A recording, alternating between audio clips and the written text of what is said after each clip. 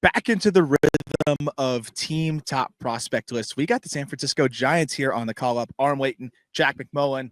I'm at the Little League World Series, and right now, not actually in Williamsport, just outside of it. If you're looking at just my weird background, I'm at a Starbucks and outside in the rain. I got an umbrella over me because our Airbnb is in the middle of nowhere. So the Wi-Fi doesn't work very well there. And then even at the Starbucks, it's not the best in the world because Williamsport is very, I would say, out of the way, which makes it cool, really fun, difficult to record. So apologies in advance if there's a little bit of latency issues. Yeah, listen, man, it's number one, it's okay on my end. I'm in perfectly fine Wi-Fi and 5G Miami, Florida right now.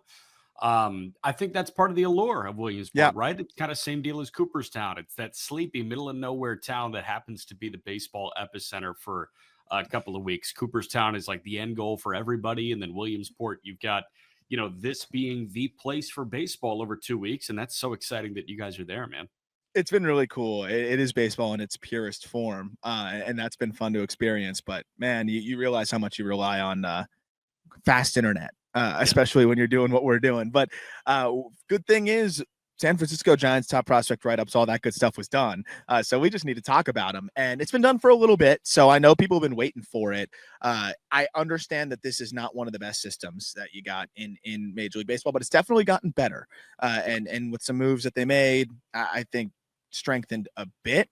But at the same time, this is just I think a fascinating system because at the top you have one of the best power hitters in minor league baseball and a guy that's knocking on the door of a big league promotion. Then on the other side, a lot of their other top prospects are guys that you're waiting on, guys that are dynamic, high upside, but are just playing at the lower levels or just getting off the complex. And then you got a lot of interesting arms who I think maybe the ceiling isn't as high, but could fill big league roles. So it's an interesting system. It's gotten a little bit better. I think there's some players that have made leaps from within that have helped them, but at the same time, it's definitely on the weaker side, I think, compared to some of the other systems in baseball. And that's why in terms of the full detailed write-ups, if you look at it, we went with 12 and then the names to watch because once it gets to 40 future value, I think we don't need to do the full scouting grades, the whole breakdown. So there was 12 prospects that were 40 plus future value, and that's where we capped it off before going to the names to watch. Cool. Yeah, and this is one of the more extensive names to watch lists that I feel like you put together here. I feel like there's like 10 to 12, maybe 15 names within the names to watch. There's a fair amount of players that I just thought were really solidly in that 40 future value, which is generally going to be the names to watch. So while there weren't a ton of the 40 pluses, there were a lot of 40s. And that's why I wanted to make sure we cited those guys, which it is a lot of those arms that we were alluding to, starting with Joe Whitman. Yeah, Joe Whitman is the first one that we're going to talk about. I really like Joe Whitman at Kent State. San Francisco took him in the first couple of rounds last year. Big guy, kind of looks like your prototypical southpaw, 6'4", pitchability guy in the low 90s. He's trying to get the feel for the changeup a little bit better, but the slider is okay too. He seems like with progression, a 5 to depth starter in the major leagues. Exactly. And that's kind of that 40. You have the chance of getting to that 40 plus future value where you're a little bit closer to that 5 starter. He has the chance to, but at the same time, he's going to be 24 years old pretty soon. The average fastball velo is still 91.8 miles per hour this year. It's not like the characteristics are very good. What is encouraging is that the changeup and the slider, specifically the slider, are a flash above average or at least average. So you hope you can kind of massage his way through on us, but the changeup feel just hasn't totally been there. And that's what kept him in the 40 future value tier, where I still just see him more as a depth arm. Whereas the next guy, Carson Seymour, does seem like he can fill a big league role a little bit more seamlessly. It's a rare arsenal to attack with, but it works. It made Brian Wu an all-star this year, and Carson Seymour is trying to be the Kmart Brian Wu in that regard. And Wu has some outlier metrics there with a 4-seam fastball, but for the most part, it's 4-seam sinker that Wu gets away with and really dominates with. And Seymour, it's 4-seam sinker that he dominates with here. Which is why I kind of like it when you don't have that feel to spin it that well. And, the curveball is okay, but you throw hard, and Seymour throws hard. I mean, the sinker is 96 and the 4-seamer average is 97. Let's see what you can do with those two fastballs. And I think it's roughly 65% of the time it's either going to be a sinker or a four-seamer, but he's also mixed in a cutter now that looks like a pretty good pitch. And it might just be hard and harder, but in shorter spurts that can work. I'm also interested to see if that can work, trying to turn lineups over. I think that's where it gets tough. But I think he does look like that guy that can be a bridge for you. If your starter gets bounced early, can go 2-3 innings. Maybe you stretch him out a little bit further.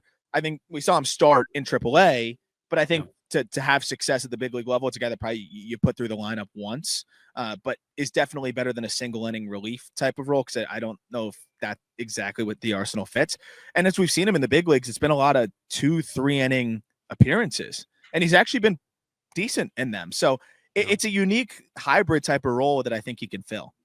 Speaking of one inning relievers, Braxton Roxby, and I can't believe this guy made another list, because he and Ricky Karcher were my two least favorite pitchers that I've ever watched pitch in minor league baseball. Karcher, because you had no idea where the ball was going.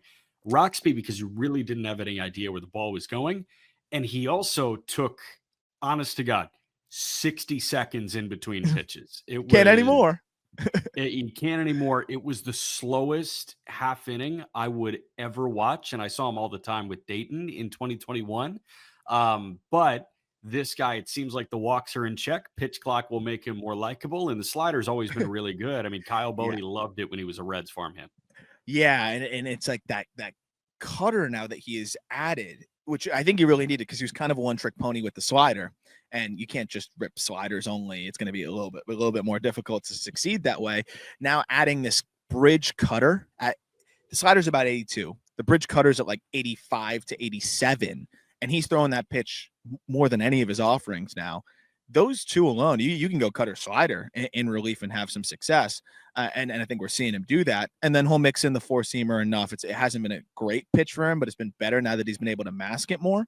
But it's going to be cutter slider heavy. And I think he's got the ability now with those two pitches to be a solid reliever. And you look at the numbers this year, aside from a couple, I'd say just blow-ups here and there, his last 25 appearances, though, even including the one blow-up in Albuquerque, I don't really count that. But even if you want to count it here into these numbers, last 25 appearances for Roxby between AA and AAA, a 2.23 ERA. He has struck out 31% of batters. He walked 12%.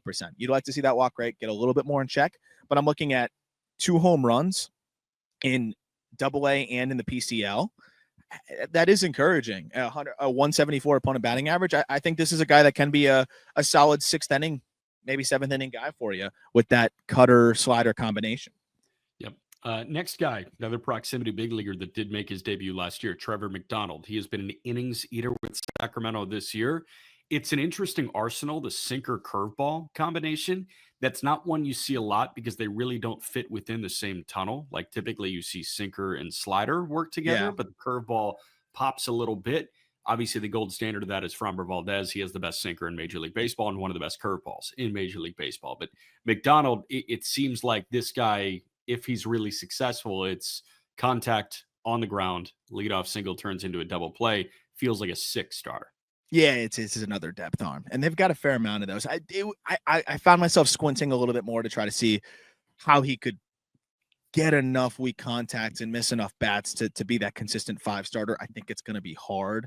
I do think it's more of the depth side of things, though. As I say that, the last 4 starts in AAA have been really good. Definitely a strong up and down option to have, and you want to have that depth. He is 24, so maybe you have a little bit more time with him. He is starting to throw a little bit harder as the season has progressed, so maybe there's a little bit more there, and he can progress into that 5, but it does seem more like that 6 starter for you. Yeah. All right. Next guy we got to talk about here is not Maui Ahuna. It is another shortstop, Lorenzo Miola, who's a complex guy, 4th round pick this year. Who is he?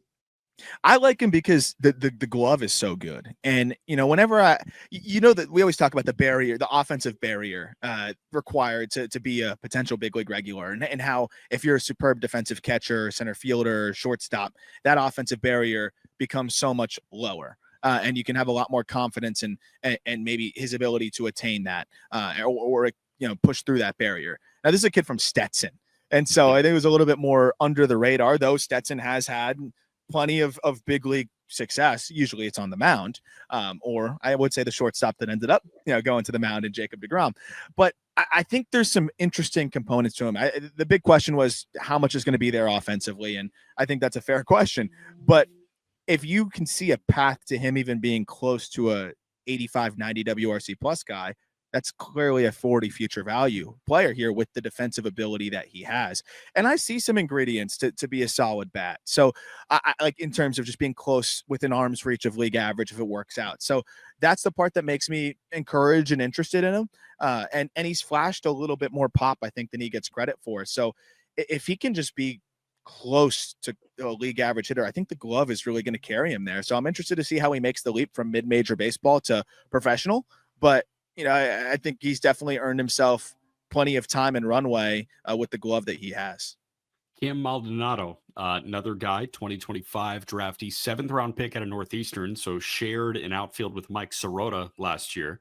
Maldonado was really the pop-up this year, and the numbers were actually better than Sirota's were in his draft year. Maldonado, it seems like an all-around game, and it seems like Tyler Jennings liked him. Tyler liked him, our draft expert. He had him at 204th on his big board, which 7th round grab. Remember, the Giants didn't have a ton of draft capital to work with this year. He put up big numbers at Northeastern, Maldonado did. And you look at a chance to stick in center field with some raw pop, that's going to be worth monitoring. And I think that's exactly what I think makes him an intriguing enough prospect here.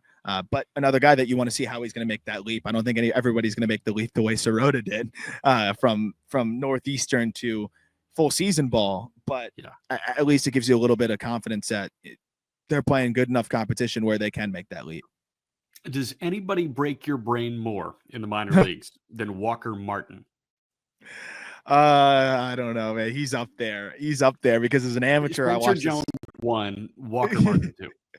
It's up there because it's you watch him as an amateur and you look at the swing and you say, oh, that's going to play. It's mechanically sound. He's an explosive athlete. Oh, this is a guy that should be able to hit enough, even though he's making the leap from the Colorado prep ranks. And yes, he was older for the class, and I think that hurt him. And that's part of the reason why you saw his prospect stock free fall so quickly. It's like, okay, this guy's swinging and missing a ton. He's been hurt. And he's older for the class. Like, we're not going to be as patient with him. I think it was very helpful for him, 1, to get healthy, 2, to move off a shortstop. Now he's playing third base, and I think that has resulted in him just being able to settle in the box even a little bit as well. The power is not a question. He's a 90th percentile exit velocity of 107 miles per hour. He's super patient. We're seeing him lean into that 3 true outcome profile, and I think that's going to be the way that he can get to the big leagues. That said, he's 21 years old. He's still in low A. But he was trending towards, you're talking about non-prospects, really. Like, he was already quickly trending towards that. And I think he has rekindled the fire a little bit of his prospect intrigue with the underlying batted ball data, with the fact that the strikeout rate's just south of 30%. But at the same time, he's 21 years old. He's still in low A. And there's more pressure to mash at third base here. But at least it was a step in the right direction this year. Yeah. Next guy we're going to talk about, Trent Harris, who was a guy that had a really fascinating backstory. He started at High Point, then he went to UNC Pembroke, which, if I'm not mistaken, was the same school that Seaver King was at. No, he was at he was right? At Wingate. Wingate. That's right. Okay. So another one in North Carolina. Seaver King was at Wingate. This is UNC Pembroke. That's River Ryan. River Ryan was UNC Pembroke. That's right. Yeah. This guy was a starter that really wasn't starting games at High Point. Then he goes to Pembroke, and he's this swingman at the D2 level, and it was good in his draft year. He then goes to the Coastal Plain League and was awesome across 5 starts. So the Giants, they had piqued some interest there. This guy was 24 years old when the Giants signed him. At least he was in his age 24 season. So you got a 26-year-old reliever that spins the ball exceptionally well, and in darn near 42 innings has 51 punchouts compared to 13 walks this year. Yeah, he looks like a big league reliever, man. I mean, and you look at the sweeper, you talk about how he spins the ball. I mean, that sweeper is gnarly, and he's held opponents to a 160 batting average. Harris has with that. The curveball has some good swing and miss numbers as well. And the fastball has good characteristics. It's just about locating it a little bit more consistently. You can tend to leave it over the middle, but also I think it's just a little bit of a PCL burn when you look at the numbers in terms of just sometimes a slug against the fastball. But I think this is a guy that's going to get into their big league bullpen sometime at the end of this year, maybe when rosters expand. I think he's earned that opportunity. The ERA is a little bit inflated from a couple PCL blowups, but a lot of scoreless outings out there, a lot of swing and miss, 29% strikeout rate this year, only a 7% walk rate. I like Harris a lot. And the fact that he's only allowed 2 home runs as well, it bodes well for him as I think a potential solid big league reliever. Love it. Another guy that shared a lineup with the great Joshua Grauer of the A's organization is Trevor Cohen, who is an outfielder at Rutgers. And the Giants really liked Trevor Cohen. They opted to take him in the 3rd round this year out of Rutgers after he was very good in his draft year. Hit 387 speed demon, 19 for 22 in the stolen base department, and a 983 OPS. He's hit the ground running in low A this year. 54 plate appearances. He's punched out 4 times to this point.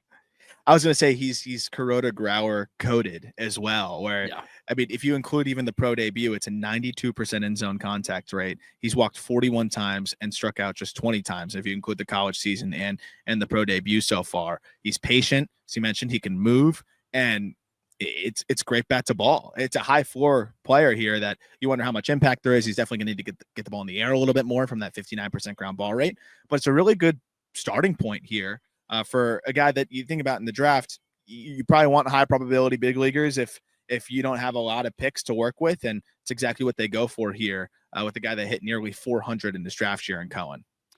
Last name to watch, Rainer Arias, who I think, along with Walker Martin, is one of the premier brain breakers in minor league baseball for Aram Leighton. This guy was so good in the DSL on a brief sample in 23.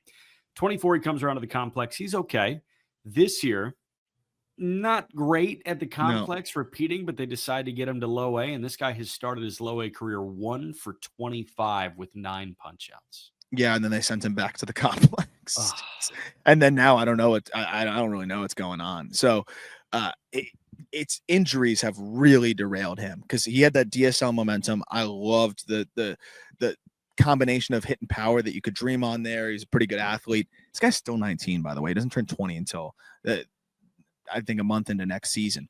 But man, I think injuries have really derailed him, and he just kind of looks like a shell of himself. Still a name to watch for me because of the skill set, because of what we've seen. There's a reason why Arias got $2.7 million in the 2023 IFA cycle, but it hasn't looked anything like the guy I was really excited about a couple years ago. And hopefully just getting healthy and getting back on the field with a little bit more games under his belt will help him. But I'm definitely quite concerned about Arias at this point. Got you. All right, we're going to get into the top 12 in a moment, but before that, I want to tell you about our fine friends at Ethos Life Insurance.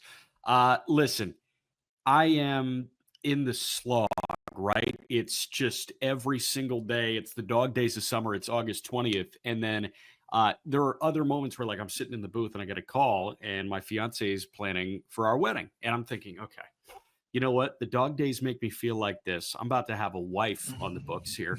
I got to make sure that she's protected. Okay. And that's why I'm going to trust my friends at Ethos when it's time to do so. Ethos is an online platform that makes getting life insurance fast and easy to protect your family's future in minutes, not in months. There's no complicated process. It is 100% online. There's no medical exam required. All you got to do, answer a few health questions. You can get a quote in as little as 10 minutes, and you can get same-day coverage without ever leaving your house. Life insurance is way more affordable than you think. With Ethos, you can get a free quote and customize a rate that fits your budget. You can get up to $3 million in coverage. Some policies as low as $2 a day. Those are billed monthly. Protect your family with life insurance from Ethos. Get your free quote at ethos.com/justbaseball.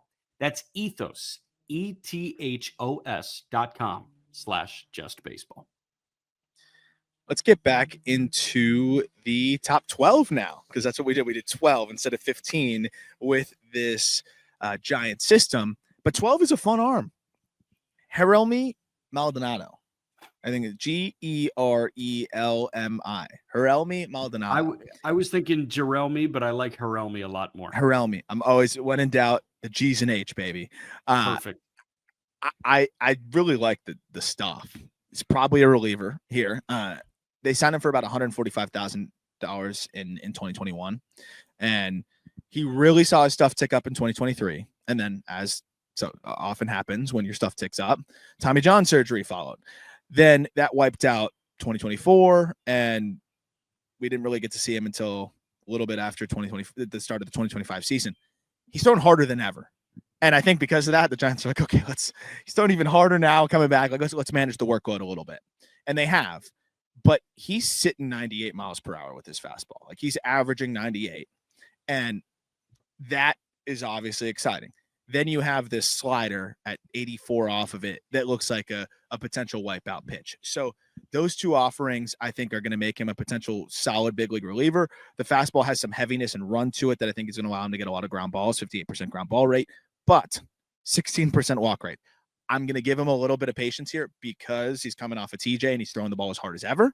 But obviously the command's going to need to come along a good bit. He's 21 years old, Maldonado is, but big, burly guy on the mound that touches 100 and has a nasty slider. He's going to be, at least somebody that is worth monitoring and following here. And hopefully he can, find a little bit more feel for the zone. I love it. I saw he was listed on Baseball Reference at 6'2", 170. You have a proper listed height and weight in 6'3", 230.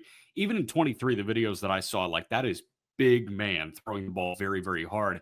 You know what it is? The build is very similar to a Daniel Palencia, where, like, there's mass there and all of the mass is moving downhill and it's just ripping hard heaters. Yeah. And they say mass equals gas. He's got probably even more mass on him than Palencia, and he's found a way to kind of get it working behind him, as you mentioned. And I think that's helped him get to this point where I want to see how high he's touched. He's touched 101. So, yeah, I mean, he throws fuel. So it's just about, can you get it anywhere near the zone more consistently and cut that walk rate down from 16%?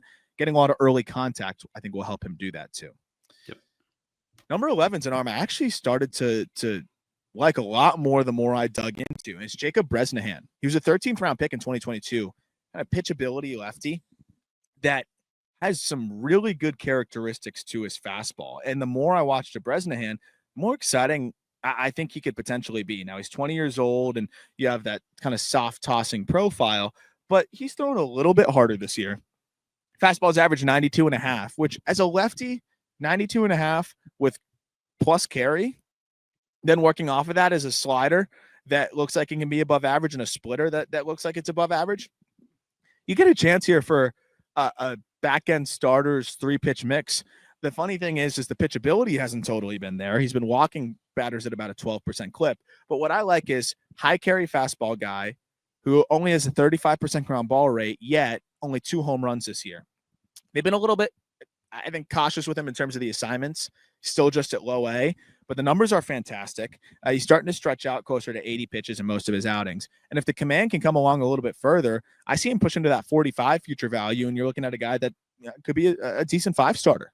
He has, I think, like, kind of a mirror of the perfect mechanics in Major League Baseball. I think Jose Quintana is the most mechanically sound lefty that you have in the game. And you watch this guy's delivery at 20 years old, like, there's a lot of Quintana there. Shoulders closed early. You're sliding to the third base side of the rubber. It's kick and deal. Everything is working downhill. It's actually kind of surprising that the walks are there right now, but this is a young kid trying to harness big time stuff. With how mechanically sound he is, you feel like that is going to be harnessed pretty darn quickly. And that can happen in the upper levels of the minor leagues. I mean, hell, it could happen in, Richmond in 2 years. I mean, opponents are hitting 192 against him. So the fact that when he is around the zone, even though it's low 90s, he's definitely missing enough bats. I think once he can find that, and I agree with you, the delivery is really smooth. And it almost makes me feel like there's room for more velo, too. He's like 6'3", 190 pounds-ish. Yeah, and you probably just think, like, okay, keep doing baseball movements in the weight room, and then all of a sudden that's going to turn into 95. I think this is a guy that can make as big of a leap in this system as just about anybody. From all the reasons you mentioned, the characteristics that are already there. The slider is lagging behind the splitter, but the splitter looks legitimately good, and the slider has improved as the season's progressed. So you got a 3-pitch mix, you got some projection there, and a guy that's still just 20 years old, and the numbers have been there. I think this is a very intriguing arm to follow. Love it. Into the top 10, we go with Diego Velasquez, and this is a floor over ceiling guy as well. Diego is very contact oriented, 21 years old. And I think ultimately projects as kind of that utility infielder type. And you're seeing that this year where in Double-A, when it's very bat to ball oriented, you're not going to sneak as many of those doubles in because the defenders are better and they're going to close balls off in the gap more. And you're seeing that the lack of power is maybe holding him back a bit more offensively. He's slugging about 315 this year, but it's a 91% in zone contact rate. He's patient. He's going to walk as much as he strikes out, and he can move around the infield. I think he's best suited for second base, but he's a guy that plays a really good second base, and he could probably plug into shortstop in a pinch, third base in a pinch if you needed. He's tall enough to play even first if you needed in a pinch. So to me, he kind of looks like this utility infield type that is very bat to ball oriented with a good approach. For those guys, like if you're not going to get a ton of impact offensively, and it's a guy that's coming off the bench, I want someone that can play a bunch of different positions and that I know is going to give me a good at bat. And I think that's exactly what Velasquez does.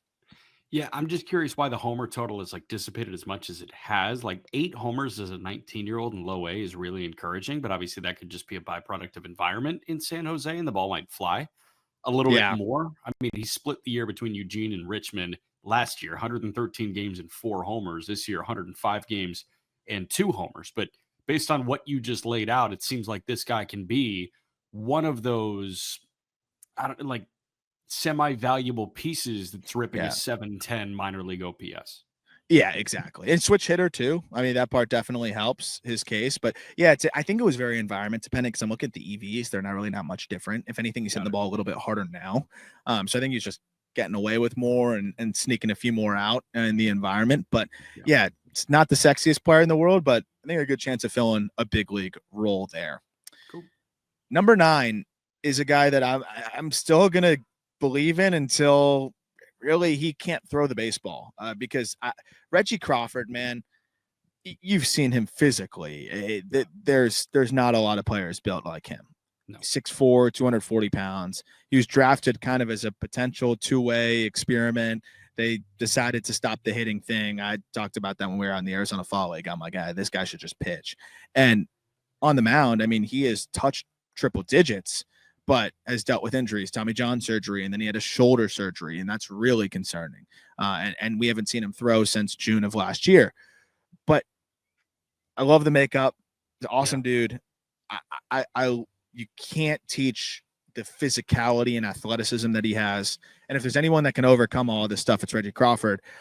You're talking about fastball that can reach triple digits, even if it's subdued now and he's 95 to 97. From a 6'4" left-handed frame with a disgusting curveball. I still think this guy could be an impactful left-handed reliever, and that's why he's still in the top 10 for me. Yeah, 100%. I mean, I've got no counter to it, because you bet on the physicality of this guy and you bet on the makeup too. Like, you know it. You sat down with him previously on this show. It's first team all makeup. This guy, like, the smile is contagious. And, you feel like he can really turn it on in a bullpen setting. And the last time we saw him, he was turning it on in a bullpen setting. And even in his short starts when they were doing that, he was turning it on in that setting. So it's like all we have to work with on the mound is good. It's just a matter of racking up that time. In terms of hitting, I was just looking back on his fall league in 23, 8 for 58. He hit a $138. So you were just banking on him running into a couple of homers. Yeah. If it wasn't really happening, it's like, okay, you know what? Just pitch.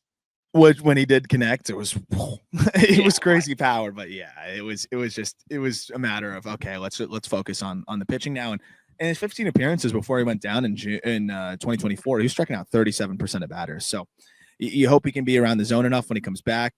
Most important thing is to stay healthy, but hopefully we'll see him back. Maybe Arizona Fall League again this year, but this time as a pitcher. If not, maybe next year. But really, really rooting for him as a person as well.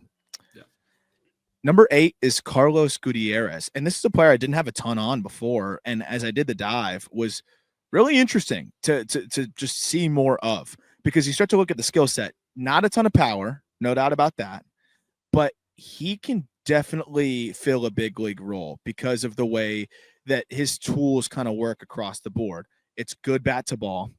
It's above average speed. And I think he ultimately settles in a corner. But when you've got above average bat to ball, above average plate discipline, above average speed, that's a guy that could be a fourth outfielder type. It's a left-handed, swing as well. So maybe it can be bulk platoon. I found myself just intrigued. I know it's not the most high upside outlook, but this was a $32,000 international free agent. Gutierrez was, in 2022. So not another player where it's not the sexiest profile and it's a flatter swing, which is going to result in some ground balls. But ultimately, I still think this is a guy that can fill a big league role. And he's got obviously a ton of time at this point. And like enjoy where you're at based on the IFA money and all of that and how quickly he's gotten to low A. And I think maybe he can unlock a little bit more impact. We'll see. But the only problem is it's kind of a tweener profile, right? Where he is a corner outfielder. You want to see a little bit more slug. But if he really hits and really gets on base, he can just maybe be an OBP machine that can just do enough to keep himself in the lineup on a bulk platoon basis. Yeah. Number 7 is a totally different archetype. Dakota Jordan. And Jordan's a popular name because you get the tools, you get some of the flash that we saw at Mississippi State. Yeah. But he's still in low A. That said, as an outfielder who I was very, very skeptical would even be able to hit at low A. From what I saw and the whiff rates that we saw in college, I was not sure that this guy was going to hit enough, even to climb through a couple minor league levels. Yeah. He has definitely made a huge step in the right direction. And they knew it was going to be station to station with him.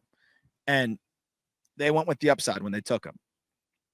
They made some adjustments with his swing, and they've definitely resulted in positive trends offensively. The fact that he's striking out less, and I know it's a college bat in low A, but the fact that he's striking out less, only 23% K rate this year than he did in college is super encouraging. It's still a 77% end zone contact rate and a 30% chase rate. So those are slightly elevated for a college bat in low A, but a 50% hard hit rate and a 90th percentile exit velocity of 108.5 miles per hour. This is a guy that you take your time and maybe it clicks at 24, 25. I think he's worth the patience and it's a fun upside play, especially in a relatively barren farm system. Yeah. 29% K rate in the SEC is just never like something you throw out there in terms of a first round caliber talent. But this guy, based on the upside, like was flirting with the first round and he ultimately fell to the fourth, which you see here. But it got to a point, it seems like in the Giants draft last year, that he was falling too much for them not to take the bait on this and just try it. And the fact that there is some immediate payoff this year through 88 games, it's 14 homers and 27 bags at its high efficiency too. Like this is incredibly exciting for him. And I feel like this could have gone one of two ways. It could have blown up very, very quickly, or it could have looked like this. Like, I don't think there's a world where we're sitting here and saying, oh yeah, no, it's fine. Like it's palatable. Everything about his game is like B to B minus. Like this is kind of an A minus to A season for Dakota Jordan. And you're seeing, why it can be awesome moving into high A or double A next year, regardless how much time he spends in high A. I am curious, like, have you been proven wrong by him in any area of his game? Or is it just, we're seeing the best outcome of what we knew could happen? I mean, I thought his doors would get blown off in pro ball. So from that alone, I think that's been encouraging. I thought there'd be a lot more swing and miss. I'm very interested to see what it looks like in high A. But I would say I've just been proven wrong in the fact that he's a lot more adjustable than I thought he would be. And to make those mechanical adjustments and see that success already is very encouraging. I'm still a little bit concerned about the chase too. But also I was a little bit skeptical that he would be able to play a decent center field, and it looks like he's getting more comfortable out there. So that's maybe an area where I was probably a little harsh as well. And you bet on the athlete. He's a plus runner that's built like a linebacker, and the athleticism continues to shine through. So I'm excited to see what he can continue to do. And if he has even moderate success and keeps the strikeout rate in check in high A, he's definitely going to be another guy that jumps that future value tier to the next level. Cool. Number 6. Guy that made his big league debut, Carson Whisenhunt.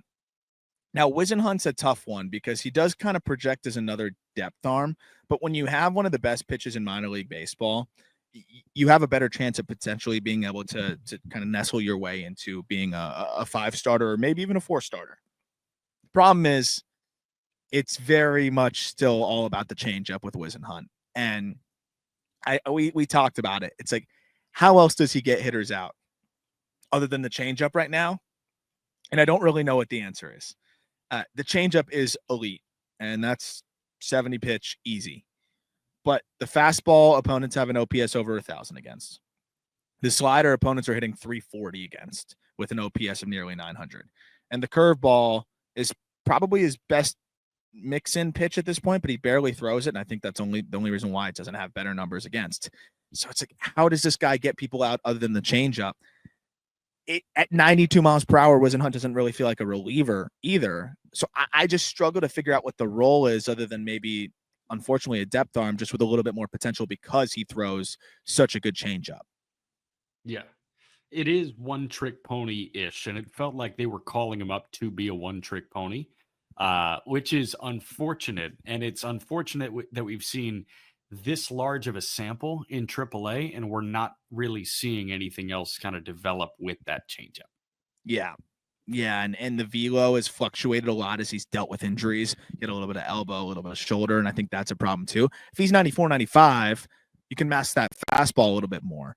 I would love to see him try a cutter. To a certain extent, because we say 94, 95. Major league average fastball velocity among right-handed starters is 94.5 miles an hour. What's it among lefties? Like 93 and a half? I think so. I'll tell you right now.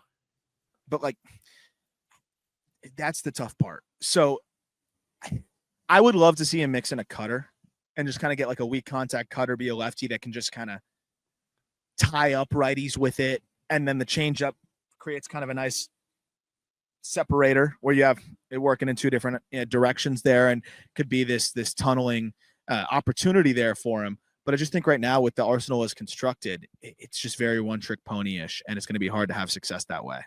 Yeah, I see major league average among both righties and lefties in starting pitching is 94.2. Yeah. So it's probably 93.5. Pitcher sitting 94, it's just average. Yeah. And the characteristics aren't great.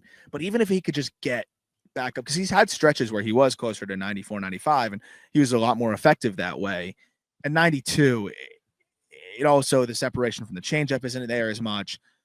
Just a positive, the changeup is so good and his command of it is so good. 68% strike rate on the changeup. It's like a screwball, man. And maybe he goes into a relief role ultimately, and it's Tommy Kahnle style, and he just throws 80% changeups and just gives hitters nightmares, because it's not like lefties or righties fare well against it. Righties have a 6-something OPS against it, and then lefties, I mean, it's a 295 OPS against his changeup this year, hitting 111. So he could come in, be a lefty specialist, but also still throw enough to get righties out a little bit and just go change up heavy, and maybe that's the role he fills. That is so cool that it eats up lefties. Like, you think about, changeup's working away from barrels. This is left on left changeup killing you. That's when you know it's just got some weird movement to it. Yeah. We're going to get to the top 5 here, which starts with Bo Davidson. But before that, quick break. All right, number 5, Bo Davidson. You mentioned Trent Harris, a Coastal Plains scouting success story for the Giants.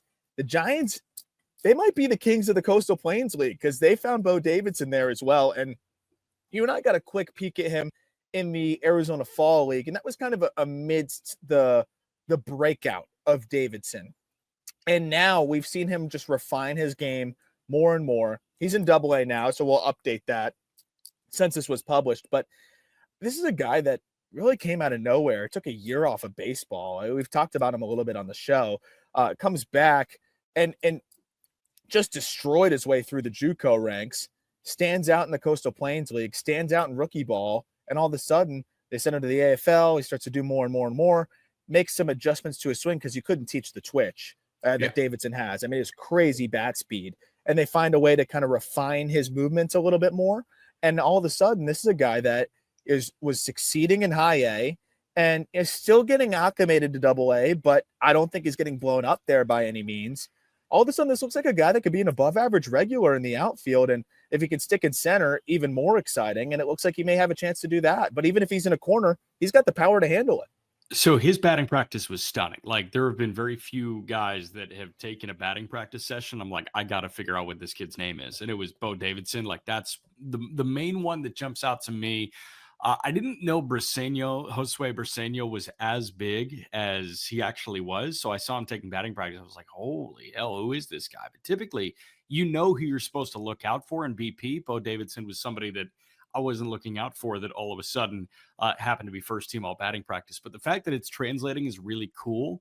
And it just seemed like I texted you and you said, yeah, there are some red flags there, but it's interesting at 21 years old and finishing in low A. I know you just laid out where the improvements have been made, but can you give me the kind of the biggest stride you feel like he's made to make himself a legitimate prospect? Yeah, and that's where it goes back to even like when he was swinging and missing. We were like, ooh, that's some crazy bat speed. Like, what if he connects a little bit more consistently? And now we're seeing him connect a little bit more consistently. There's a lot more cohesion between his upper half and his lower half now. He went from just a freak athlete in the box that was still kind of looking like he was getting his footing to a guy that now starts to look a bit more refined as a hitter with the torso and lower half working more in tandem. That's what really stands out to me. And it's just more under control in general with that swing. And you're seeing that now with an in-zone contact rate about 80%. That's going to play. He's much better against secondaries now. He's demolishing four-seamers, which is, I think, what you love to see too. And he's getting the ball in the air at a higher clip. It's only a 42% ground ball rate this year. Hard hit rate north of 40%, EV90 of 106 miles per hour. And I think he's just still learning to get into that power more consistently. I'm excited about him. I think ultimately it's going to be a bulk platoon role. I think you don't want to have this guy facing lefties as much. 891 OPS against righties, though, and those contact rates creep up. The EVs creep up. The strikeout rate's only 23% in general, but drops a little bit more against righties. Against lefties, you know, that OPS creeps more towards the 690 range, but he's been competent against lefties, so maybe you can still dream on that full-time role. He looks like he can get by in center field. It could be above average in a corner. I think just seeing him get his A swing off more consistently against spin will be the next thing to monitor, but, you know, I'm excited to see just the next step of his development. But even if it's 45 hit with above average power and above average speed, he's been more of a factor on the base paths as well. And the ability to play all three outfield spots. This could be a solid regular for you in the outfield in San Francisco. Exciting stuff, dude. Number 4, Gavin Kilen. Is it Kilen or Kilen? I always forget. Kilen. I believe it is Kilen. This is a guy that I actually started to have some top 100 buzz for me as we got closer, but just shy, because I found myself still betting a lot on a hit tool, and the hit tool is always going to be difficult to fully project until you get a larger sample size of professional baseball. But yeah, Kilen, this is a really sound hitter, and I do still project a plus hit tool. But again, the confidence interval of a plus hit tool it's always tough until you see them play professionally, because if it's average or slightly above, then you're looking at all the other tools and saying, okay, those really need to come along. But there's still sneaky enough pop. I think he can hit 15 or so home runs. They're going to try him at short, but I ultimately think he projects best at second, but maybe he can develop into an average defender at short. I wouldn't fully rule it out with his skill set. And then the feel for the zone seems to be something that I'm interested to follow as well. I think he has a decent feel for it, but the ability to recognize spin could probably come along a little bit more. But I love his swing. I think he's one of the best pure hitters in the class. And they went safe, given that they didn't have a ton of draft capital. Go with a pick that, you know, you feel like is a high probability big league regular, 13th overall, and that's exactly what they did. But if he pushes closer to average power, or that hit tool really does look concretely plus, it's a guy that's going to move through the minor leagues probably pretty quickly. It seems like it. In Kilen, he really doesn't punch out. You know, he's K'd 5 times in his first 43 pro plate appearances before landing on the injured list, it looks like, for Gavin Kilen. But I mean, you look at what he did at Louisville, he really wasn't punching out. You look at what he did at Tennessee, he wasn't punching out. Do you feel like the power, there's just a huge difference to me between 35 and 45 power for him. And you see, 15 homers in the SEC. Yeah, it's probably 45 power. But then you see his first 10 games or so, it doesn't seem like he's slugging at all. Like, what were the EVs like with Wood? Were they okay to begin?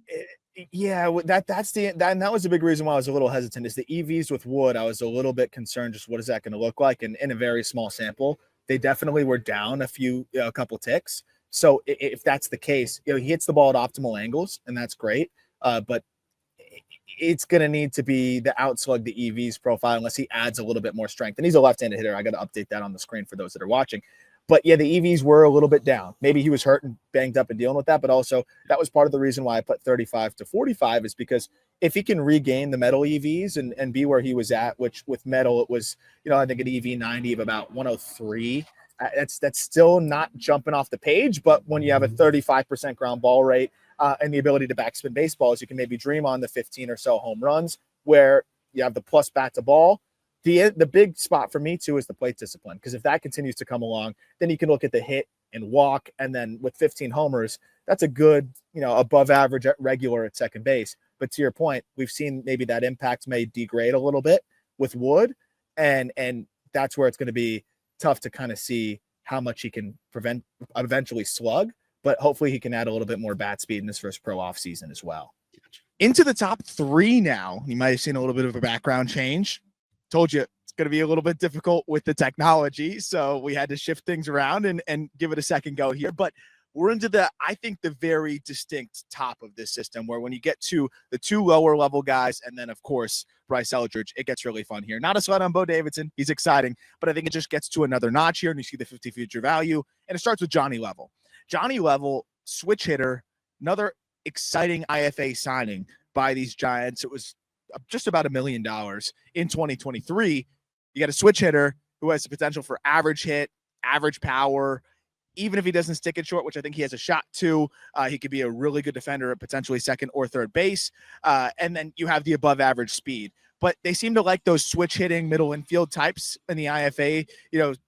I would just say in the IFA cycles. And Level is a fun, I think, pretty dynamic player to add to the fold here, and I like it when you don't have a ton of top prospects. It's good to mix in these lower level, high upside, fun, just dynamic types of middle infielders. For sure. And I know that the word you love as it pertains to Jhonny Level is twitch. Like you feel like This is a very twitchy baseball player. What do you mean by that?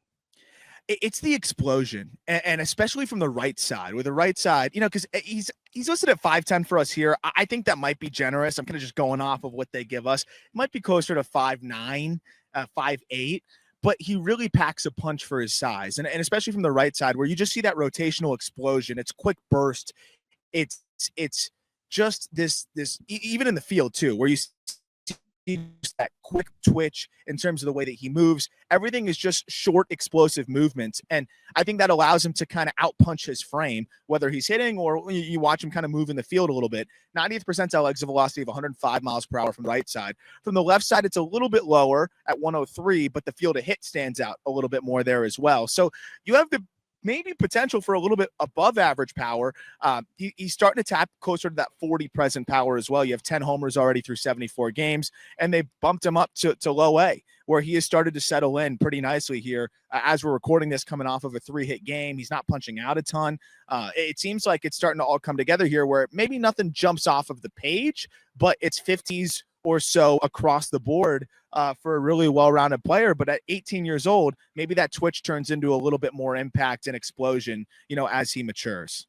When you close your eyes and see what this guy looks like when he makes his debut, who do you see? And I'm not asking you for a comp. I'm just saying, like, if he continues to progress the way he is it similar to how people viewed Brian Rocchio in Cleveland when he came up? Probably not, right? It's better than that. It's more athletic than that. I'd say it's more offensively driven and athletic than that. I don't, I wanted to kind of see the specific details on the defense. Like, he has the quickness to stick there and has a chance to stick there, but I don't think he'll ever be this plus defender there. So it's going to be a little bit more offensive driven, but you're looking at a guy that could be 270 hitter that can hit 20 home runs and give you above average speed. And if he's an average defender at shortstop, it's a pretty well-rounded player there. If he moves over to second, it's probably above average there. Now you've got a really dynamic second baseman. So I think that's where you could end up seeing it slide over. And then I think that takes even a little bit more pressure off of the bat, because he's going to carry the required, I think, slug at second base, because he's going to hit pretty well as well. Whereas at shortstop, if he's an average defender, you're going to want to see him push closer to 20 plus homers. But I think it's this really well-rounded skill set. And the fallback is he's a really fun utility piece as well that can kind of move all over the infield. But I think he's either an above average second baseman or an average regular at shortstop if the glove can come along a little bit more. Cool. I think the guy that you can dream on even further is Josuar Gonzalez.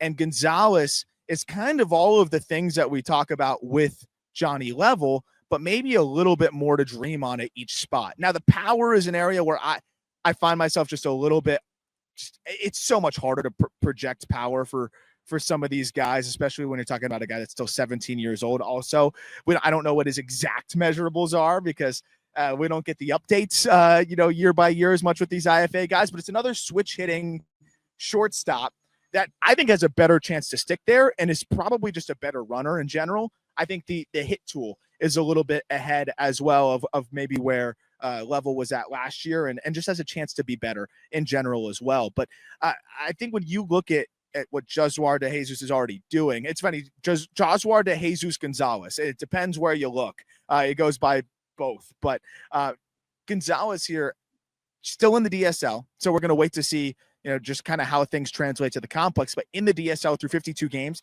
he's running an in-zone contact rate of 91%. The wow. EVs are already flashing above average. And when you look at what he's doing from the right side as well, you're looking at EVs that are comfortably above average. Now, it's tough because the left-handed pitching in the DSL is a lot weaker. So, you always want to see what it looks like, when he gets to the complex and things like that, like the average fastball velocity that he's seeing in the DSL from left-handed pitching right now is about 89 miles per hour. But regardless, you can only judge him against what he's seeing. And when you've got a 91% in-zone contact rate with a 90th percentile exit velocity of 103 miles per hour, and then you just look at the video, super smooth swing, really advanced for his age, with a good feel for the strike zone. He's walking more than he's striking out, and you're already seeing that feel to pull the ball in the air, especially from the left side. I think this is a player that, with the defense potentially looking like it's above average at shortstop, this could be that like prototype that you generally look for at shortstop. And I think it could be, you talk about Rocchio, what people were always hoping would come along on the offensive side that didn't quite happen. I think this could be that player that fits that archetype a little bit more. Interesting. Yeah. So you close your eyes and you see a very well-rounded shortstop in the future for them. Okay. Because even if the power is fringy, if I tell you above average hit, solid plate discipline, plus speed, and above average defender at shortstop, you're not that worried about the power being even below average. But it's so hard to put a future power grade on a kid that's 17 years old and still clearly has room to add strength to his frame. So I'm excited to just see how much power he can add, and everything along those lines. But he's already pushing the exit velocities close to 109 miles per hour. So we'll see what else is in there. But again, I think what I like about players of this archetype is if the power doesn't come along, there's still enough going on around it for him to, be that everyday player at shortstop. Yeah, it's funny. Like I was just kind of looking around the league and I'm trying to, see who's that well-rounded, player that I see. And I mean, I guess it was JP Crawford for a minute there. Mm-hmm. Honestly, I think Neto is probably the most well-rounded shortstop that we've got in baseball right now, aside from the superstars like a Bobby Witt and an Ellie and a Gunnar. Yeah, because you can't dream on the superstar as much with him. Although there's people out there that love this kid and they think he's a top 100 prospect, and he's not far off for us. He's probably right around the just missed. But I don't know if you have that ceiling as much. But that's why I think that next tier, that Neto type, definitely plays. Absolutely. The safety net, which is really cool. And I think the defense can be ahead of him. Maybe not as much impact, but you don't know because he's 17 and has more room to add strength. But when you have the baseline of the bat to ball that he has, and I mean, you're talking about an 83% overall contact rate as well, and then already the defensive acumen that he has as well, it makes it a lot easier to feel confident on what he's building on from that foundation. So I think this is a great number 2 prospect to have in what is still a light system, because you can dream on still, well above average potential, but also you can fall back on a high probability big league shortstop relative to other DSL prospects that we're talking about. Yeah, got you.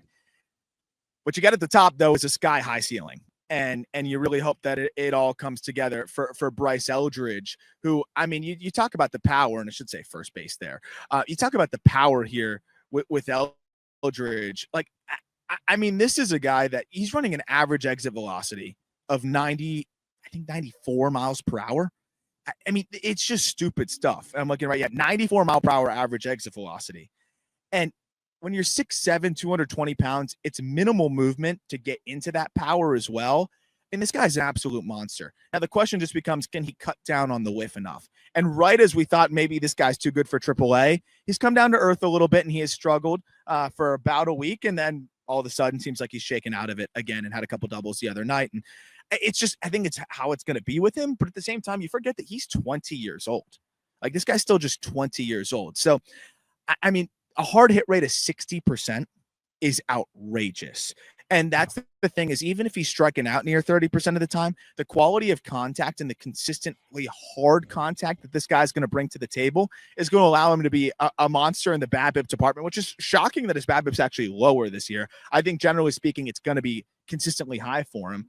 And he's going to be a guy that as he continues to elevate more consistently, has the potential to hit 40 home runs, even if he's, playing in a ballpark where it's not very easy to hit it out like it is in San Francisco.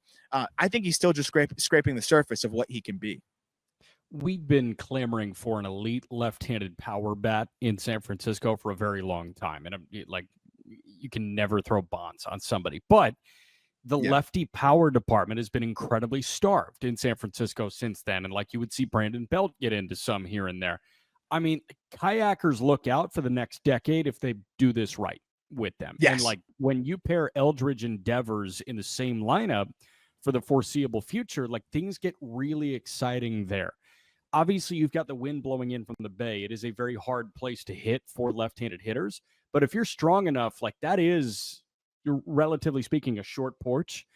It's not like it's overwhelmingly easy to get it out there, but these guys have the raw juice to cut through the wind coming in and put it out over that short porch onto Levi's Landing and all that. So like, I look down the line for Bryce Eldridge and I see him quickly climbing like giant home run ranks because that's what he's going to do. And it seems like the value is minimal elsewhere, but like, that's okay. Big man hit homer, make crowd go crazy.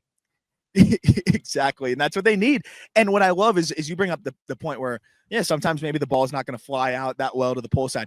He's all fields, man. Like he's hit 1, 2, 3, 4, 5, 6, 7 homers to center field or oppo. And I mean, 6 of them are pretty much directly oppo this year. And you look at it last year and the year before, it's the same thing. This is the kind of guy that can miss-hit home runs that just carry and leave the yard. And again, a 60% hard hit rate. I mean, we're talking about maybe 15%, close to 20% above the average that you're going to see at those levels. And I think he's still getting more comfortable in doing damage against secondary, specifically changeups. And I think that's something to monitor. But what he's doing against spin this year has been really impressive. You look at sliders, sweepers, and curveballs, and 807 OPS against those pitches. And then for a guy with such long levers, 935 OPS against fastballs. And you see what he can pretty much do with velocity as well. 94 plus, he's got a 950 OPS. So if he's even just hammering fastballs and mistakes, he's going to ease into the major leagues and still have success. And then you're going to look at maybe that evolution year 2, year 3, as he becomes a little bit more complete of a hitter, where maybe that's where he can push that ceiling even higher. But I think even with the volatility in the early going, he's going to be able to crush fastballs and hangers and just miss-hit balls to the backside that leave the yard. That is still going to allow him to be very productive, even if he's not a finished product. It's so easy to forget that he's still just 20 years old. So I feel like he's got to get up there soon, right? I thought he'd be a candidate right after August 15th, but it feels like it's not going to be long after. We're recording this on August 20th. He's got to be a September call-up, right? You would think so, and you would think he just slots into that lineup. I don't know what the Giants are trying to do right now. Like, they were on a bit of a skid, but they are still firmly in the wild card picture right now. Like, they sold at the deadline. They effectively moved a couple of guys, and here they are in the wild card picture because the bottom of the National League in terms of postseason contenders has been that brutal. Like, the Mets don't really want it. Do the Reds really want it? Like, I can't really figure out that final wild card spot. And it seems like San Francisco could be in there, but this could be a jolt that you could use. And I love the point that you bring up. He might not be awesome right away, but you know that this guy is going to be awesome when he's 25 years old because he's going to figure out what the best version of himself looks like at the major league level. And it's going to be with San Francisco. And that's why I like the Devers edition and just the other pieces they have in the lineup. He doesn't need to be batting third or fourth, where a lot of other top prospects, so you get thrown right into the fire. Even Caglione, right? Like, put in a spot here, it's like where you're a guy they're game planning for right away. Not as much the case with Eldridge. He could be in the 7 hole and be a guy that hits his mistakes, gets to hit a lot with runners on and ends up easing into his big league career a little bit more. So I'm really excited to see what it looks like. And I will say he hasn't put up the best numbers left on left this year, but from what I've seen, he looks more comfortable than you'd expect left on left. And I think he's a guy that can avoid, those drastic platoon splits that you usually expect from the big, long, lanky, power hitting lefty. So I'm excited to see what happens here. I hope he gets up in the next, week or so. And I think Giants fans have a lot to be excited about here, because when it all comes together, and this could be a guy that hits 40, and he might have that baby draft thing going on for a little bit, but okay. As he gets to age 22, 23, he could really settle in and be that next star in San Francisco. So very pumped about that. We get 2 more farm systems to go through, and they're not very fun. There's still some fun players within them. We got the Angels and the Astros to wrap up the team top prospect list before we cycle back around and do the updates. And then before that, though, we're going to be doing farm system rankings as well. So I'm very excited about that. And you could probably look out for that in the next couple of weeks, because we'll have Angels and Astros coming out. Orioles top prospects is live. You can see that on justbaseball.com, and we'll be probably breaking that down either end of this week or next week. So very much looking forward to that. Any final thoughts here on the Giants farm? I don't think so. It's not an awesome system, but you have enough carrying pieces here, and there's enough depth in the names to consider. A little bum Maui Ahuna wasn't a name to consider. He's been playing okay baseball this year, but I understand.